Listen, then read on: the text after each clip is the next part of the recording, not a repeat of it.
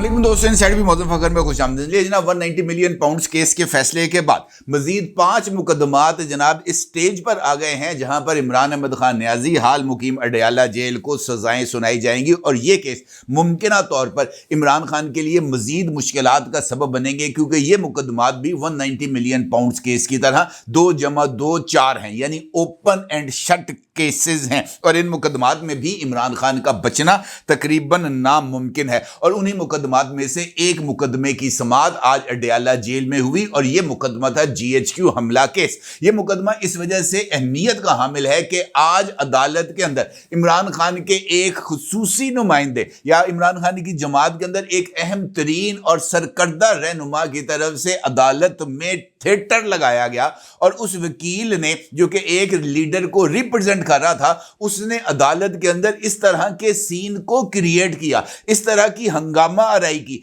इस तरीके से जज को बुरा भला कहा जिसकी पाकिस्तान की अदालती तारीख में मिसाल नहीं मिलती। और हद ये आ गई कि जज साहब ना सिर्फ जिच हो गए बल्कि जज साहब ने उस वकील के खिलाफ तौहीन अदालत की कार्रवाई को इनिशिएट करने का ऐलान भी कर दिया और उन्होंने आज होने वाले जो कि अदालत का अडयाला जेल के अंदर लगी थी GHQ हमला केस में, उसकी रिपोर्ट हाई कोर्ट को भिजवाने का भी ऐलान कर दिया। और उन्होंने इस बात का भी जिक्र किया कि इस वकील को जनाब हर दर्जा सजा दिलवाई जाएगी और इसके लाइसेंस को भी मंसूख कराया जाएगा। अब यकीनी तौर पर जानना चाहेंगे कि यह वाकया क्या हुआ, वो कौन सा लीडर था जिसकी तरफ से जनाब ये जो वकील साहब थे वो बहुत ज्यादा ही उतावले नजर आ रहे थे। क्या ये पाकिस्तान तरीके इंसाफ की अब स्टेटेड लाइन है कि उन्होंने अदालती कार्रवाई का मजाक उड़ाना है और जजेस पर हमले करने हैं? ये बड़े इंपॉर्टेंट सूरत हाल है और इसके ऊपर बात करना बहुत ज्यादा जरूरी है। और उन 5 मुकदमात जिनके हवाले से मैंने आपसे गुफ्तगू के आगाज में जिक्र किया कि ये भी 2 + 2 4 जैसे केसेस हैं, वो केसेस कौन से हैं और वो केसेस अब किस लेवल पर पहुंच गए हैं, इस सारी सूरत हाल पर आपके साथ बात करूंगा। लेकिन उससे पहले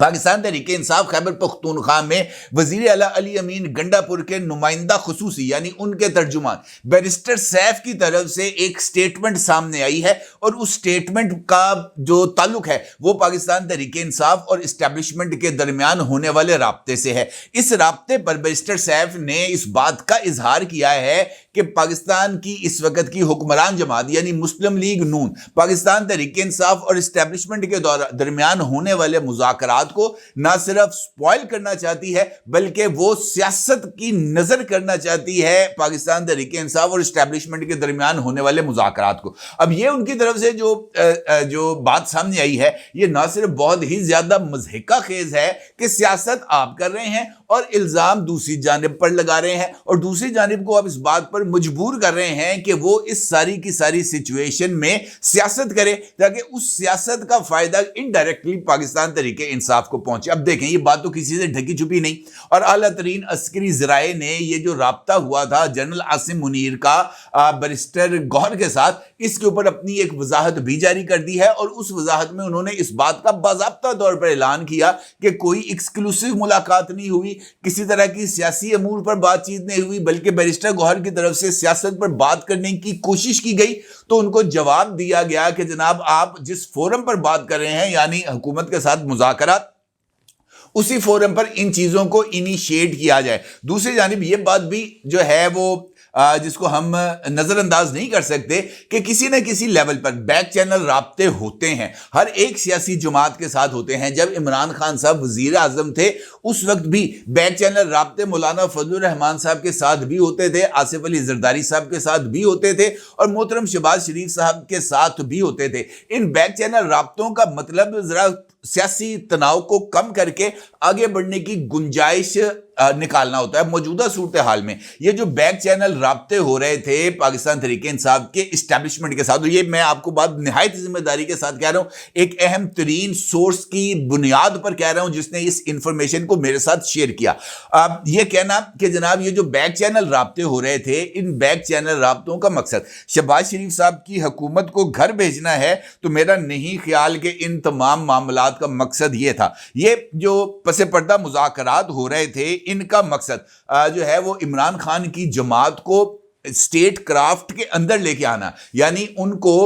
جو ہے اس بات پر قائل کرنا ہے کہ یہ جو اب دھرنے ہڑتالوں اور جناب ڈی چوک آنے یا لاک ڈاؤن جیسی سیاست کر رہے ہیں, فائنل کال جیسی سیاست کر رہے ہیں, اس سیاست کو نہ کریں. اور یہ جو آپ کے بیرون ملک اس وقت سوشل میڈیا ہینڈلرز موجود ہیں, ان کو بھی ذرا کینڈے میں رکھیں, تبھی آپ کے لیے کسی طرح کی کوئی پولیٹیکل سپیس مل پائے گی. اس کا مطلب یہ ہے کہ اس بات کو باور کرانے کی کوشش کی گئی کہ کمپنی یہی چلے گی, سسٹم یہی چلے گا, گورنمنٹ یہی چلے گی, اور اس وقت تک چلے گی جب تک معیشت اپنا جو ہے وہ قدموں پر کھڑی نہیں ہو جاتی. اور اس وقت جو پاکستان کی معیشت ہے وہ پاکستان کی اسٹیبلشمنٹ کے لیے سب سے بڑا پوائنٹ آف کنسرن ہے, اور اسی لیے پاکستان کی اسٹیبلشمنٹ بھرپور انداز سے کوشش کر رہی ہے کہ وہ پاکستان کی معیشت کو اپنے قدموں پر کھڑا کرے. اسی وجہ سے میں آپ کو ایک چھوٹی سی مثال دیتا ہوں. کل عمران خان کو 190 ملین پاؤنڈز کیس میں سزا ہوئی. اس کا نتیجہ کیا نکلا کہ پاکستان سٹاک مارکیٹ کے اندر 1100 پوائنٹس کا اضافہ ہوا ایک دن میں. اس کا مطلب یہ ہے کہ پاکستان کے اندر سرمایہ کاروں نے اس بات کو محسوس کیا کہ پاکستان استحکام کی طرف جائے گا, کیونکہ عدم استحکام کا جو محرک ہے یعنی علامہ اڈیالوی وہ جیل میں موجود رہیں گے, اور ان کی جیل میں موجودگی کی وجہ سے پاکستان تحریک انصاف کینڈے میں رہے گی, اور ان کے کینڈے میں رہنے کا نتیجہ یہ نکلے گا کہ معیشت گرو کرے گی. اس کا دوسرا ثبوت ہمارے سامنے اس وقت آتا ہے جب آج ایک خبر شائع ہوتی ہے, اور یہ خبر بھی پاکستان کی معیشت کے لیے بہت ہی زیادہ خوش آئند ہے, اور اس خبر کا تعلق بھی کسی نہ کسی طریقے سے ڈائریکٹلی اور انڈائریکٹلی عمران خان کو دی جانے والی سزا سے ملتا ہے. اور خبر کے مطابق ریکارڈک جو ایک بلوچستان کے اندر مائننگ کا ایک بہت امپورٹنٹ پروجیکٹ ہے, مستقبل میں پاکستان کی معیشت کے اندر ریکارڈک پروجیکٹ ریڑھ کی ہڈی کا کام کرے گا, کیونکہ یہاں سے نکلنے والی معدنیات, یہاں سے نکلنے والے سونے اور تانبے کے ذخائر پاکستان کی معیشت کو سنبھالا دینے اور بلوچستان کی ترقی کے اندر بڑا ہی امپورٹنٹ رول پلے کریں گے. اس خبر کے مطابق ریکارڈک کے شیئرز سعودی عرب کو بیچنے کے منصوبے کی تکمیل کی راہ میں حائل ایک اور بڑی رکاوٹ کے خاتمے کے بعد پاکستان اور سعودی عرب آئندہ کچھ عرصے میں اس معاہدے کو حتمی شکل دینے میں بڑھ رہے ہیں, اور ایک متعلقہ پیش رفت میں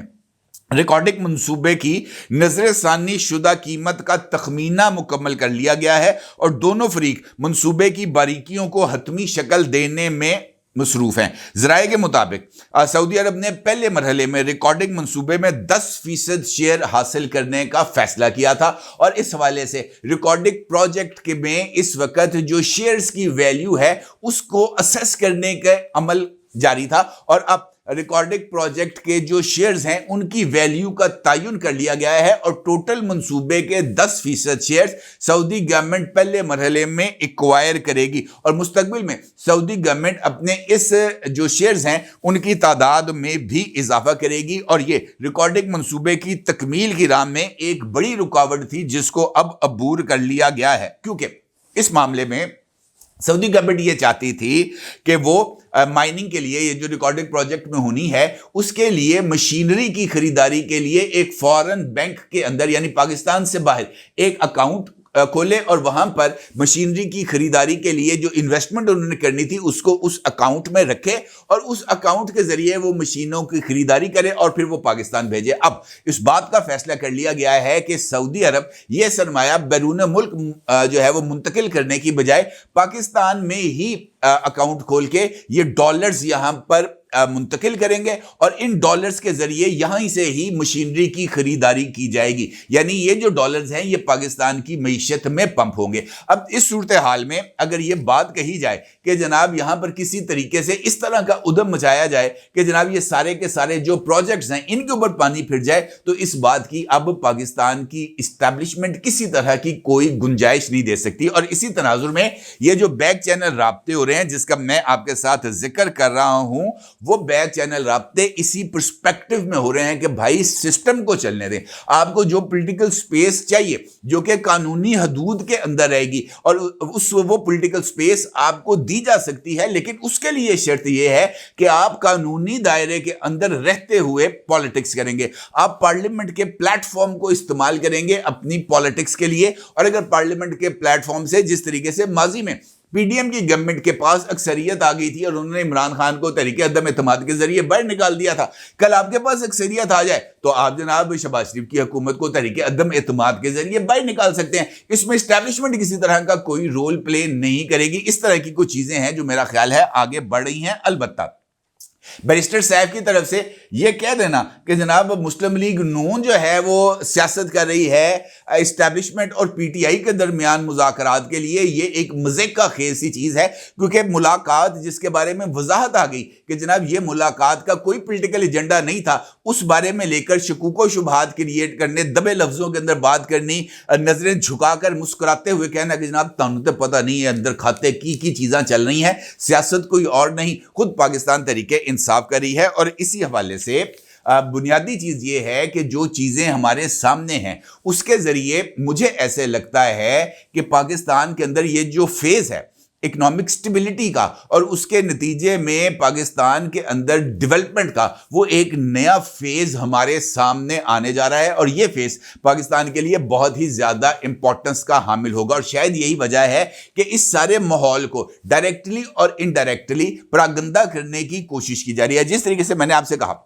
कि कल 190 मिलियन पाउंड केस की फैसले के बाद इमरान खान अग्रेसिव नजर आ रहे थे, इमरान खान की तरफ से जो मीडिया टॉक की गई वहां पर उनकी तरफ से अग्रेशन नजर आ रहा था। वो ट्वीट जो उनकी तरफ से शेयर किया गया उस ट्वीट में भी अग्रेशन नजर आ रहा था। और जीएचक्यू हमला केस के अंदर जो अदालत के अंदर समाअत हो रही थी वहां पर भी अग्रेशन नजर आ रहा था। तो इसका मतलब यह है कि यह अग्रेशन एक सिस्टमैटिक पॉलिसी का हिस्सा है जो पाकिस्तान तरीके इंसाफ लेकर आगे चल रही है और इसका मकसद भी अदालतों को दबाव में लाकर और खास तौर पर उस जगह पर जहां पर केस की समाअत हो रही है और मामला भी जीएचक्यू हमले का है तो फिर सिचुएशन जरा थोड़ी सी मुख्तलिफ हो जाती है। मुसर्रत जावेद चीमा